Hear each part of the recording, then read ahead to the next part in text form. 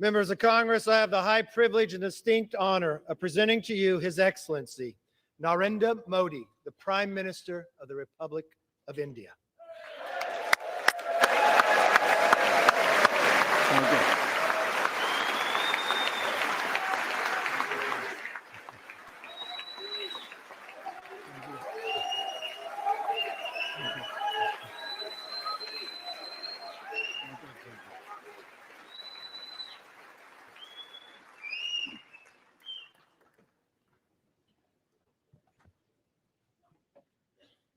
Mr. Speaker,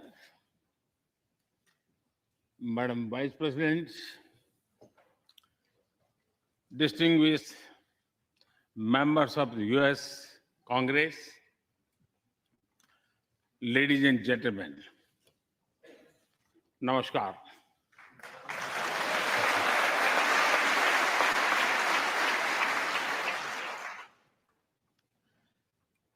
It is always a great honor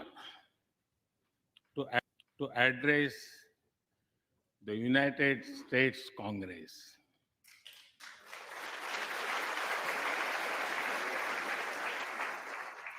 It is an exceptional privilege to do so twice.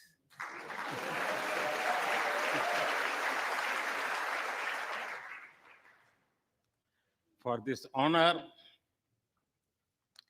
I extend my deepest gratitude on behalf of the 1.4 billion people of India.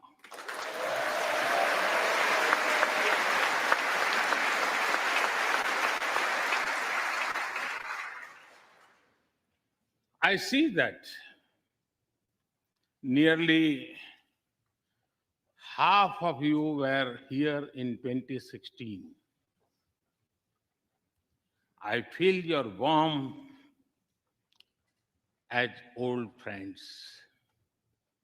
I can also see the enthusiasm of a new friends in the other half. I remember Senator Harry Reid, Senator John McCain, Senator Orrin Hatch, Elijah Cummings, Elsie Hastings, and others who I met here in 2016 and who are sadly no longer with us. Mr. Speaker, standing here 7 Junes ago, that is the June when Hamilton swept all the awards, I said that the hesitations of history were behind us. Now, when our era is at a crossroads, I'm here to speak about our calling for this century.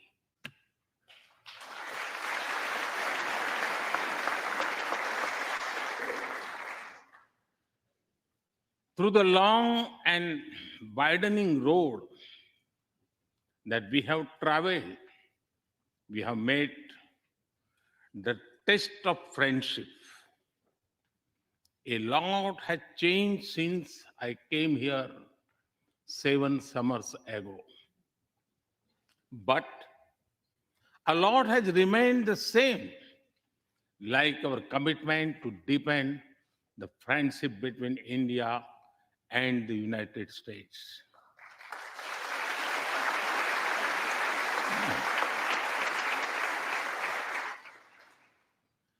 In the past few years, there have been many advances in AI, artificial intelligence. At the same time, there have been even more momentous development in another AI, America and India.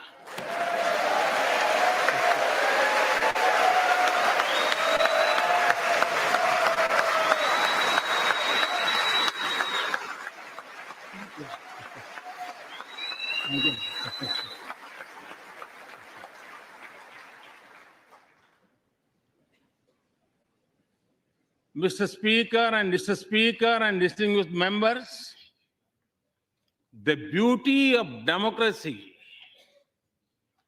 is the constant connect with the people, to listen to them and feel their pulse.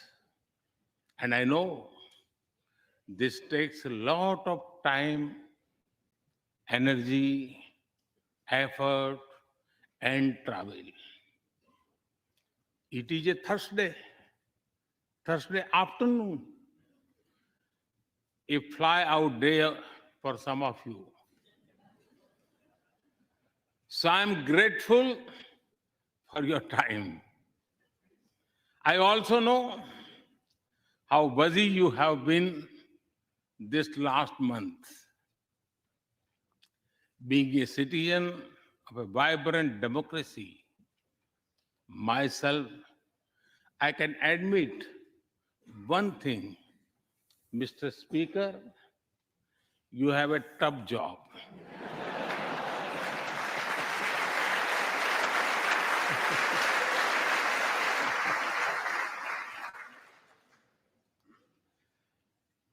I can relate to the battles of patience, persuasion, and policy.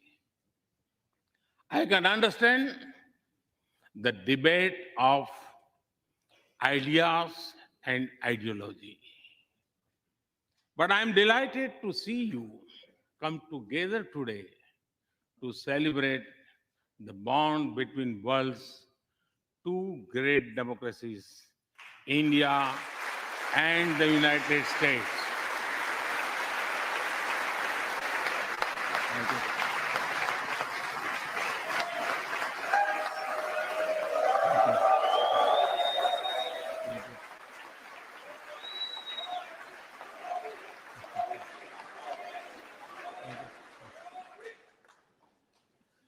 I'm happy to help out.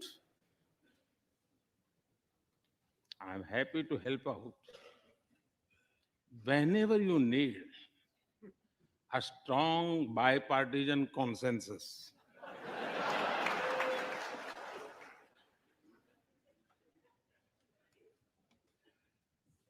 There will be and there must be a contest of ideas at home.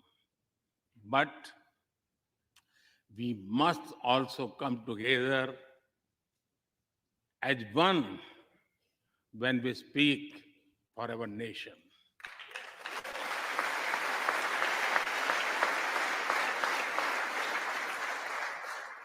And you have shown that you can do it.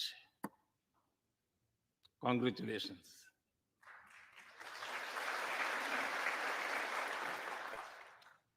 Mr. Speaker, the foundation of America was inspired by the vision of a nation of equal people. Throughout your history, you embrace people from around the world and you have made them equal partners in the American dream.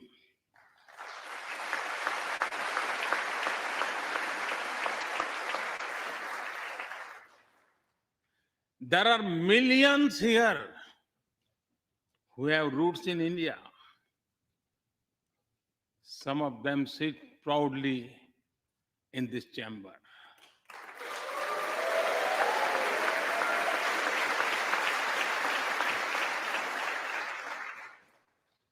And there is one behind me.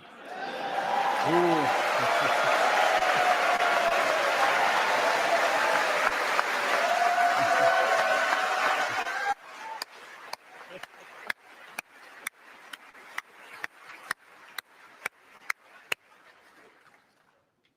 had made history. I'm told that the Samosa caucus is now the flavor of the house. I hope it grows and brings the full diversity of Indian cuisine here.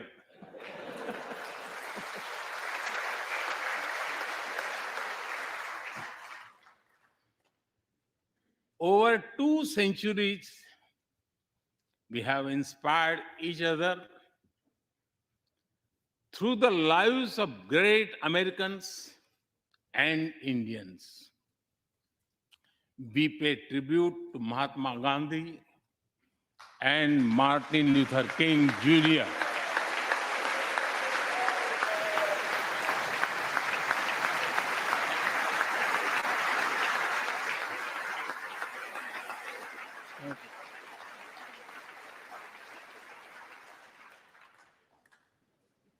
We also remember many others who work for liberty, equality, and justice.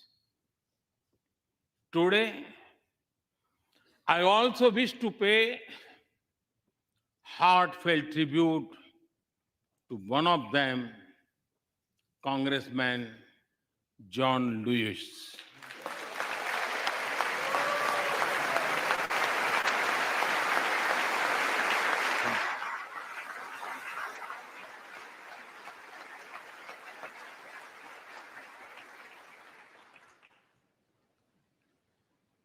Mr. Speaker,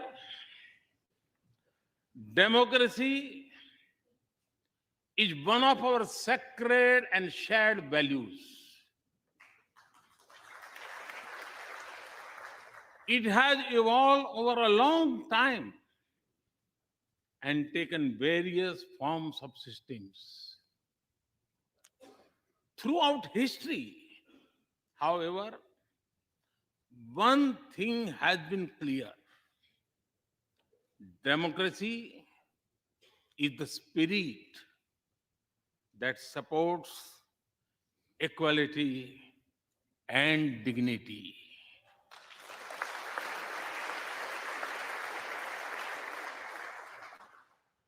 Democracy is the idea that welcomes debate and discourse. Democracy is the culture that gives wings to thought and expression. India is blessed to have such values from times immemorial. In the evolution of the democratic spirit, India is the mother of democracy.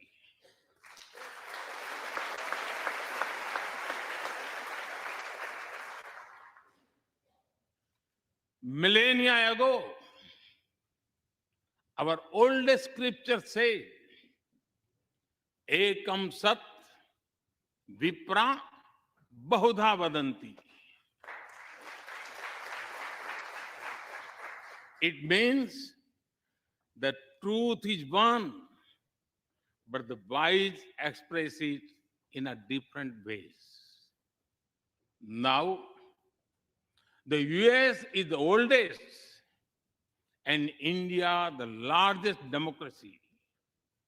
Our partnership augurs well for the future of democracy.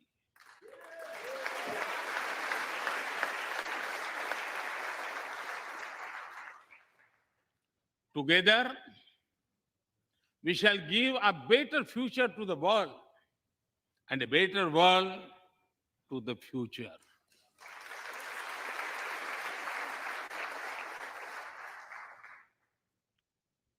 Mr. Speaker, last year, India celebrated 75 years of its independence. Every milestone is important, but this one was a special. We celebrated a remarkable journey of over 75 years of freedom after 1,000 years of foreign rule in one form or another. This was not just a celebration of democracy, but also of diversity, not just of constitution, but also of its spirit of a social empowerment, not just of our competitiveness and cooperative federalism, but also of our essential unity and integrity.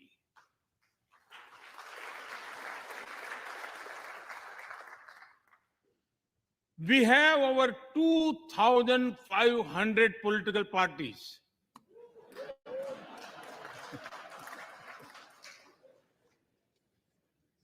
Yes, you heard that right. 2,500. About 20 different parties govern various states of India.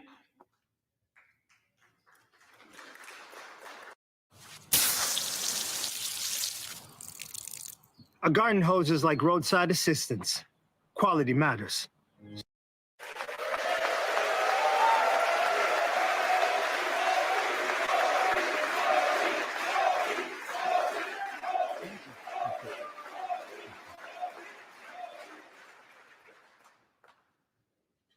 Every 100 miles, our cuisine changes from dosa to aloo paratha, and from Sikhan to Sandesh. We enjoy all of this. We are home to all faiths in the world, and we celebrate all of them.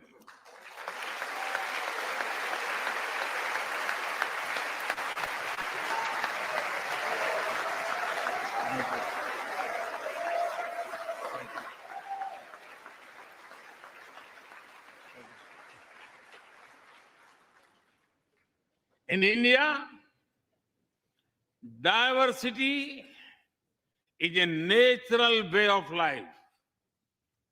Today, the world wants to know more and more about India. I see that. Curiosity in this house too. We were honored to receive over 100 members of the US Congress in India over the last decade.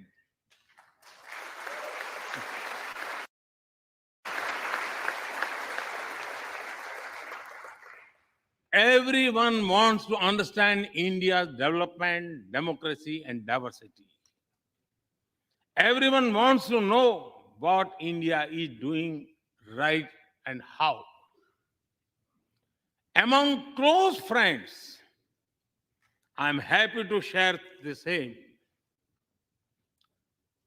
Mr. Speaker, when I first visited the US as a Prime Minister, India was the 10th largest economy in the world. 10th. Today, India is the 5th largest economy.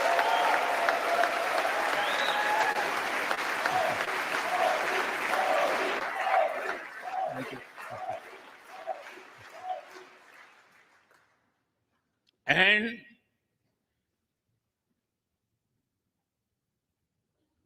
And India will be the 3rd largest economy soon.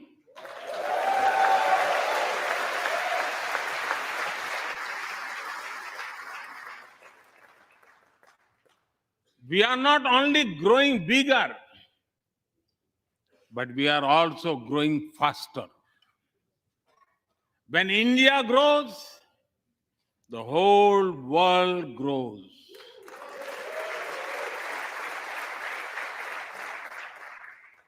After all, we are 1/6 of the world's population. In the last century, when India won its freedom, it inspired many other countries to free themselves from colonial rule.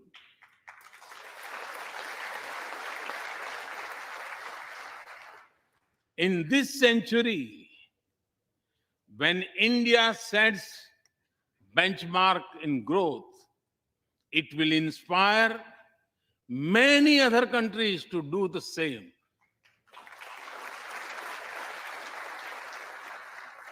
Our vision is सबका साथ, सबका विकास, सबका विश्वास, सबका प्रयास. It means together for everyone's growth, with everyone's trust and everyone's efforts. Let me share with you how this vision is translating into action with speed and scale. We are focusing on infrastructure development. We have given nearly 40 million homes to provide shelter to over 150 million people.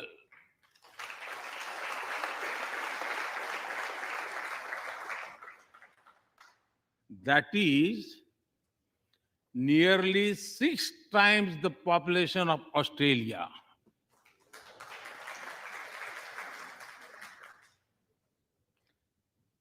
We run a national health insurance program that ensures free medical treatment for about 500 million people.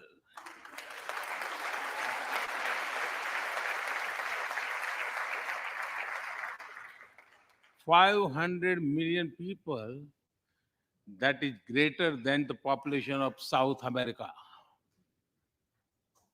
We took banking to the unbanked with the world's largest financial inclusion drive. Nearly 500 million people benefited. This is close to the population of North America. We have worked on building digital India. Today, there are more than 850 million smartphones and internet users in the country.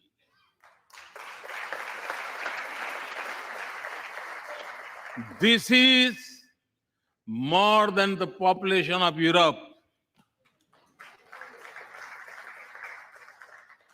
We protected our people with 2.2 billion doses of made in India COVID vaccines.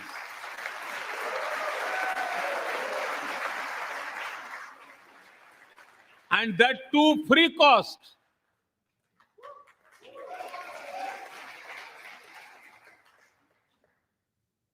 I may be running out of continent soon, so I will stop here. Distinguished members, the Vedas are one of the world's oldest scriptures. They are a great treasure of humanity composed thousands of years ago. Back then, women sages composed many verses in these Vedas. And today, in modern India, women are leading us to a better future.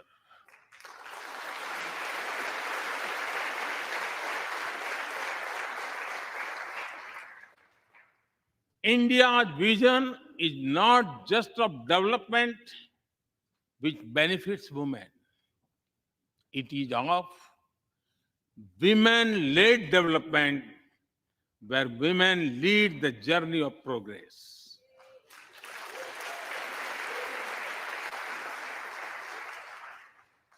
A woman has risen from a humble tribal background to be our head of states.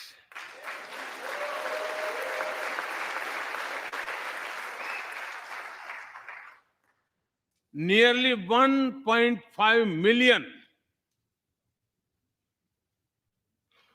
1.5 million elected women lead us at various levels. And that is of local governments.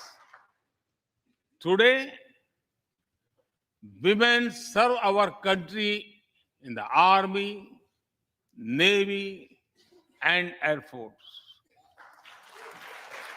India also had the highest percentage of women airline pilots in the world.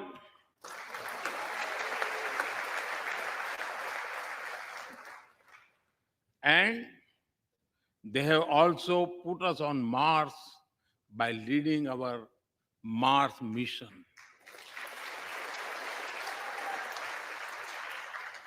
I believe that investigating in a girl child lifts up the entire family. Empowering women transforms the nation.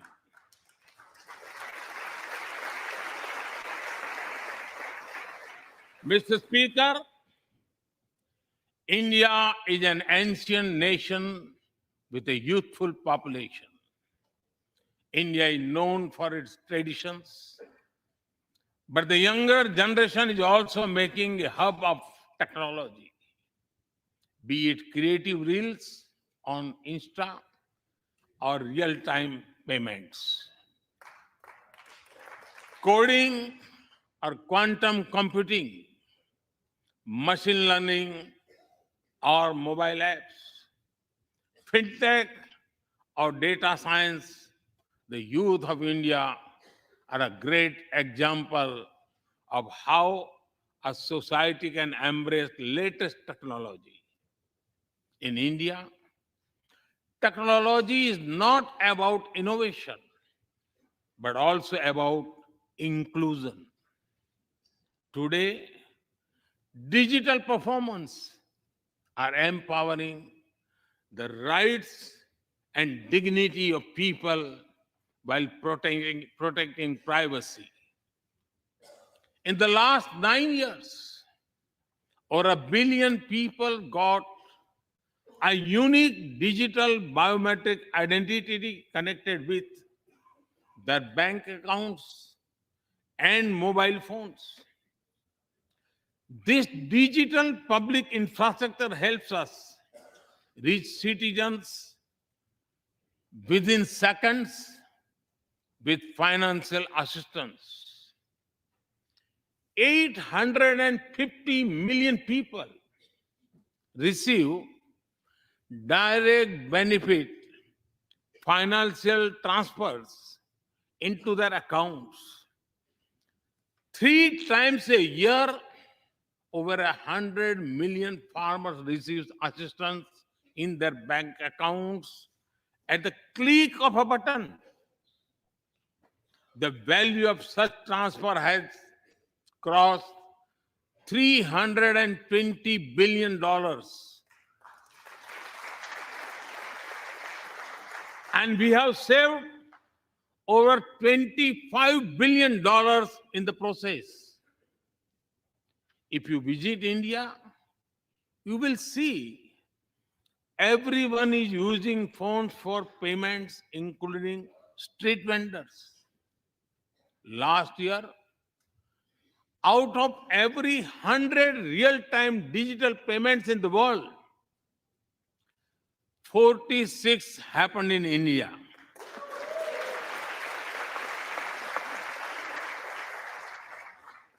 nearly 400,000 miles of optical fiber cables, and cheap data have ushered in a revolution of opportunities. Farmers check weather updates, the elderly get social security payments, students access scholarships, doctors deliver telemedicine, fishermen check fishing grounds, and small businesses get loans with just a tap on their phones. Mr. Speaker, a spirit of democracy, inclusion, and sustainability defines us. It also shapes our outlook to the world. India grows while being responsible about our planet. We believe Mata Bhumihi Putro Aham Prithviya. This means the earth is our mother and we are her children. Indian culture deeply respects the environment and our planet.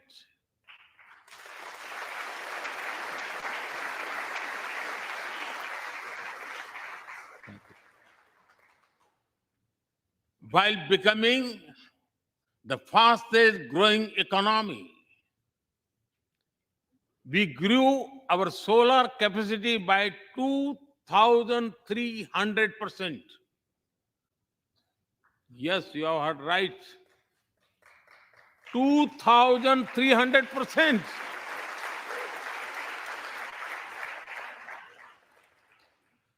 We became the only G20 country to meet its Paris commitment.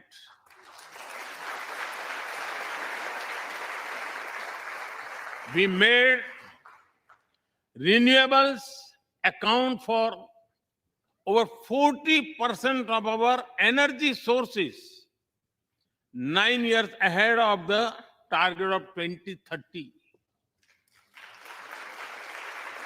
But we did not stop there. At the Glasgow summit, I proposed Mission Life, lifestyle for environment. This is a way to make sustainability a true people's movement. To live it, to be the job of governments alone. By being mindful in making choices, every individual can make a positive impact. Making sustainability a mass movement, we help the world reach the net zero target faster. Our vision is pro-planet progress. Our vision is pro-planet prosperity. Our vision is pro-planet people.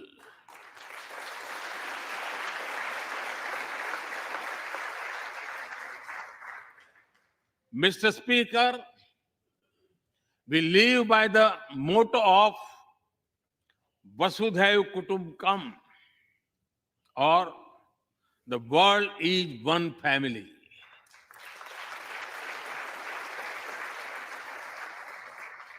Our engagement with the world is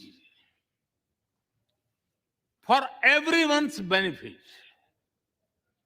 The one sun, one world, one grid seek to join us. All is connecting the world with clean energy.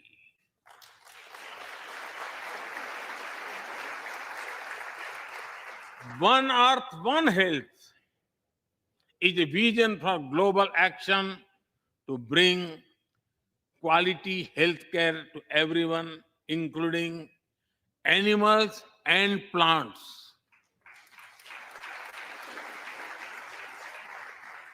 The same spirit is also seen in the theme when we chair the G20, One Earth, One Family, One Future. We advance the spirit of unity through yoga as well. Just yesterday, the whole world came together to celebrate the International Day of Yoga.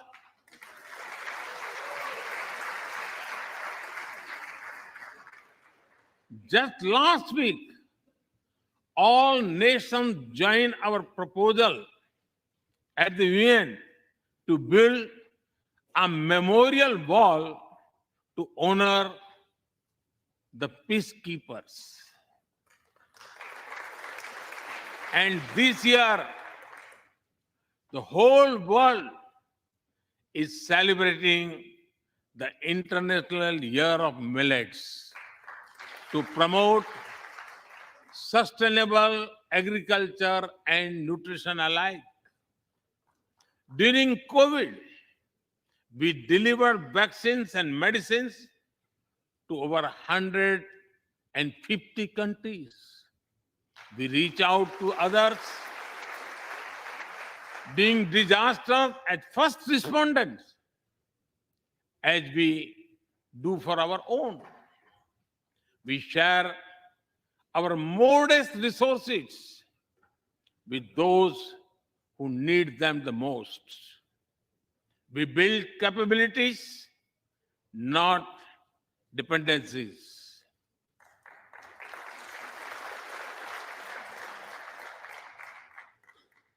Mr. Speaker, when I speak about India's approach to the world, the United States occupy a special place. I know. Our relations are of great importance to all of you. Every member of this Congress has a deep interest in it. When defense and aerospace in India grow, industries in the state of Washington, Arizona, Georgia, Alabama, South Carolina, and Pennsylvania thrive.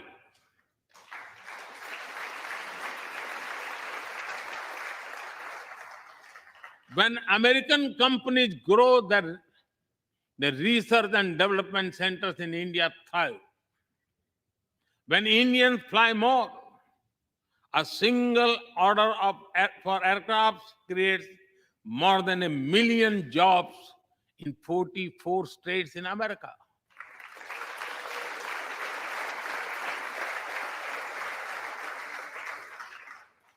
When an American phone makers invest in India, it creates an entire ecosystem of jobs and opportunities in both countries.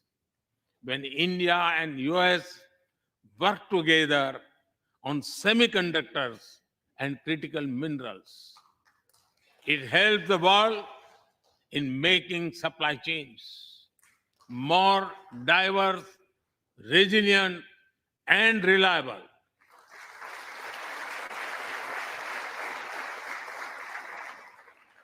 Indeed, Mr. Speaker, we were strangers in defense cooperation at the turn of century. Now, the United States has become one of our most important defense partners.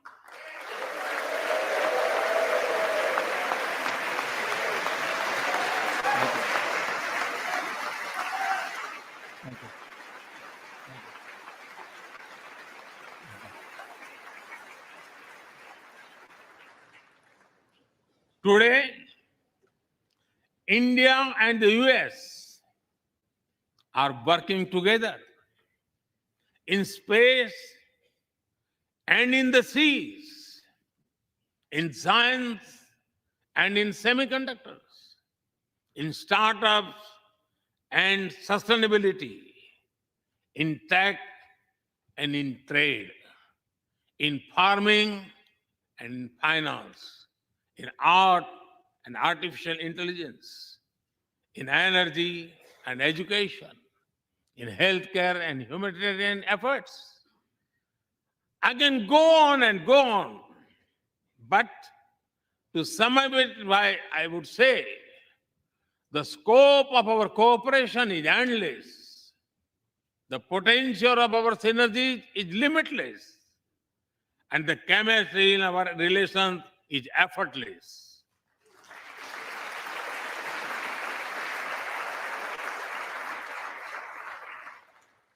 In all this, Indian Americans have played a big role.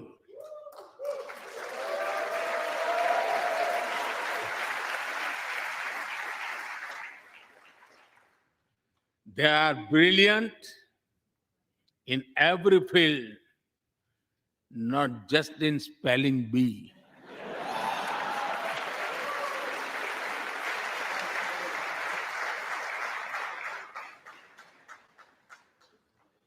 With their hearts and minds, talent and skills, and the love for America and India, they have connected us. They have unlocked doors. They have shown the potential of our partnership. Mr. Speaker, distinguished members, every Indian Prime Minister and American President of the past has taken our relationship further. But our generation has to honor of taking it to greater heights.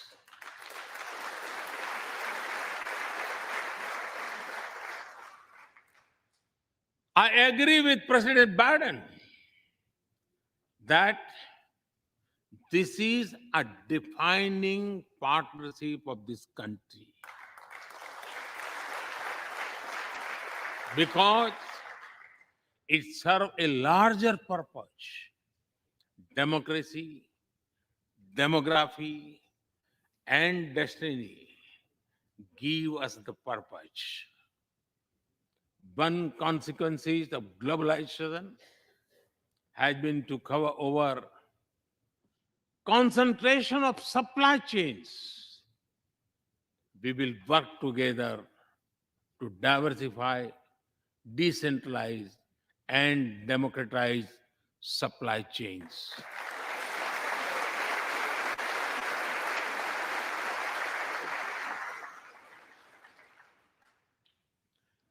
Technology will determine the security, prosperity, and leadership in the 21st century.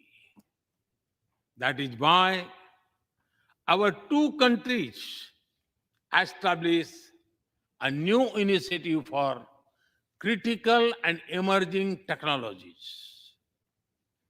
Our knowledge partnership will serve humanity and seek solutions to the global challenges of climate change, hunger, and health. Mr. Speaker and distinguished members, the last few years have seen deeply disruptive developments. With the Ukraine conflict, war has returned to Europe. It is causing great pain in the region. Since it involves major powers, the outcomes are severe. Countries of the global south have been particularly affected. The global order is based on the respect for the principle of the UN Charter, peaceful resolution of disputes, and respect for sovereignty and territorial integrity.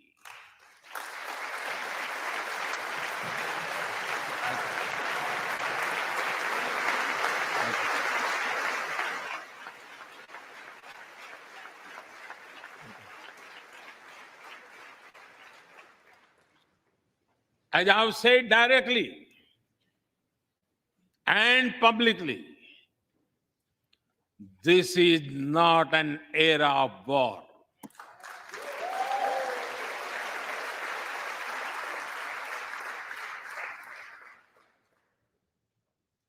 But it is one of dialogue and diplomacy. And we all must do what we can to stop the bloodshed and human suffering.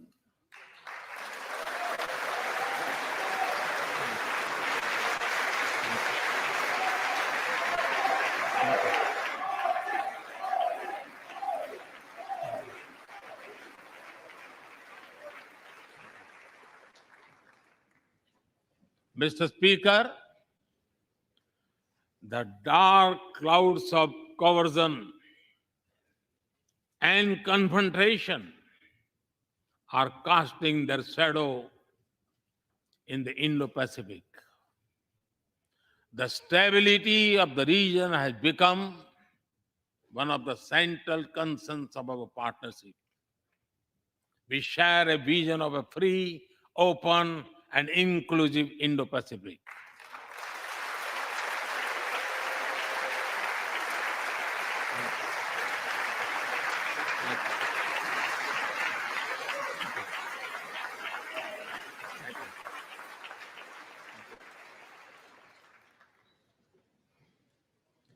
Connected by secure seas, defined by international law, free from domination, and anchored in ASEAN centrality.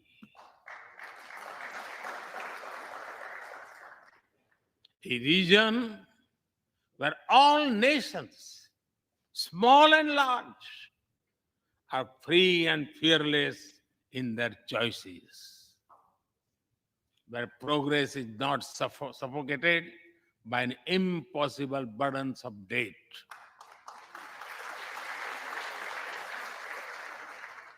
Where connectivity is not leveraged for strategic purposes, where all nations are lifted by the high tide of shared prosperity. Our vision does not seek to content or exclude, but to build a cooperative region of peace and prosperity. We work through regional institutions and with our partners from within the region and beyond. Of this, Code has emerged as a major force of good for the region.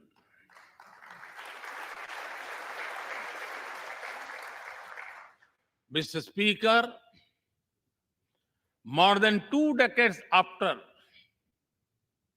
9/11 and more than a decade after 26/11 in Mumbai, radicalism and terrorism still remain a pressing danger for the whole world. These ideologies keep taking new identity and forms, but their intentions are the same. Terrorism is an enemy of humanity, and there can be no ifs and buts in dealing with it.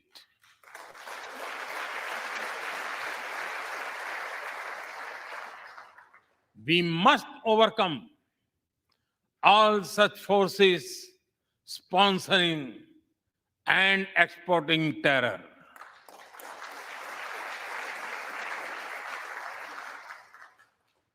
Mr. Speaker, COVID-19's biggest impact was the human loss and suffering it caused. I wish to remember Congressman Ron Wright and the staff members who lost their lives to COVID. As we emerge out of the pandemic, we must give shape to a new world order. Consideration, care, and concern are the need of the hour. Giving a voice to the global south is the way forward. That is why I firmly believe that the African Union be given full membership of G20.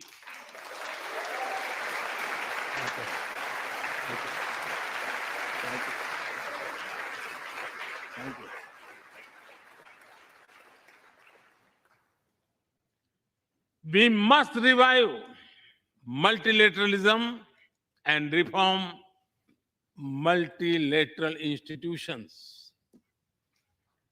With better resources and representation, that applies to all our global institutions of governance, especially the United Nations. When the world has changed, our institutions too must change, or risk getting replaced by a world of rivalries without rules. In working for a new world order based on international law, our two countries will be at the forefront as partners.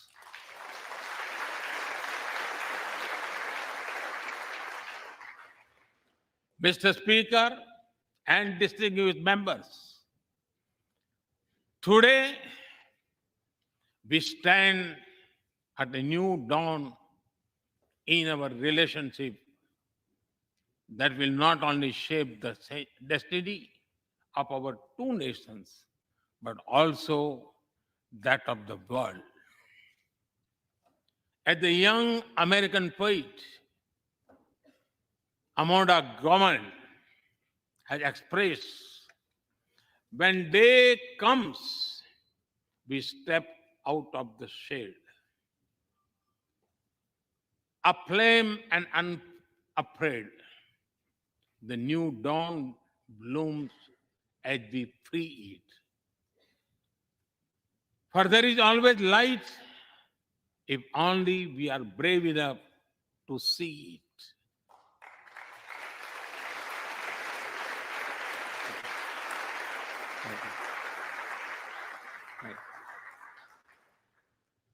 Our trusted partnership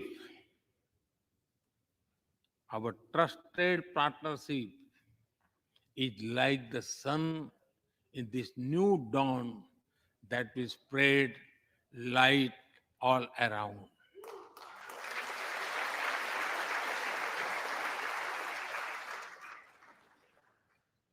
I'm reminded of a poem that I once wrote.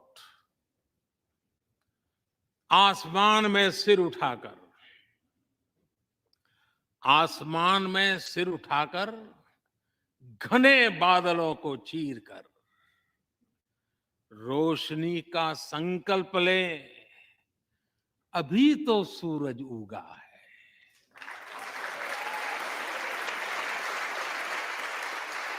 अभी तो सूरज उगा है। दृढ़ निश्चय के साथ चलकर हर मुश्किल को पार कर घोर अंधेरे को मिटाने अभी तो सूरज उगा है।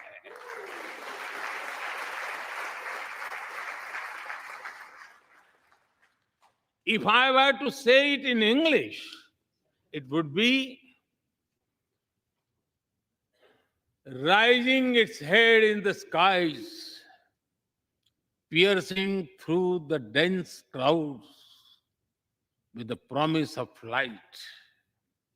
The sun has just risen, armed with a deep resolve, overcoming all the odds to dispel the forces of darkness. The sun had just risen.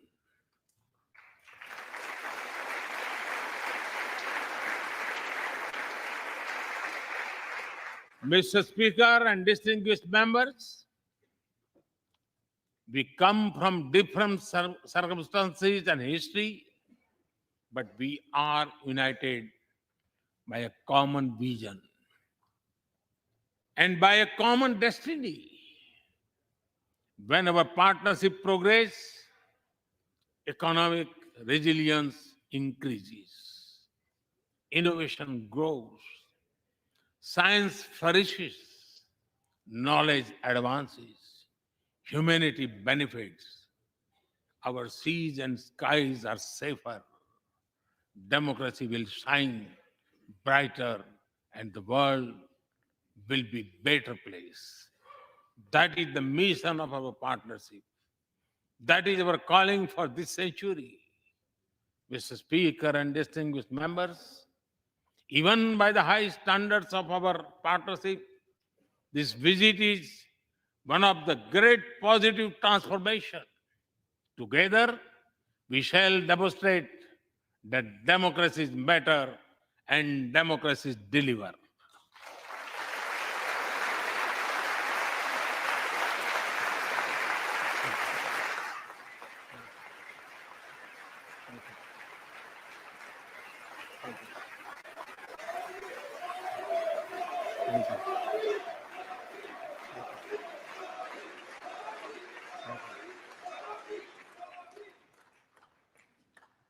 I count on your continued support to the India-US partnership.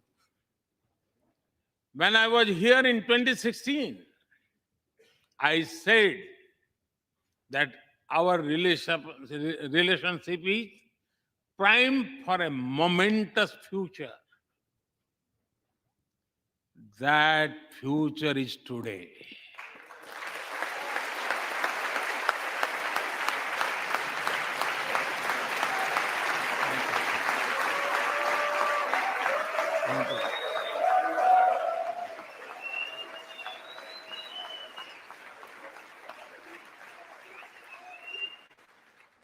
Thank you once again, Mr. Speaker, Madam Vice President, and the distinguished members of this honor. God bless America. Jai Hind. Long live India-US friendship. Thank you.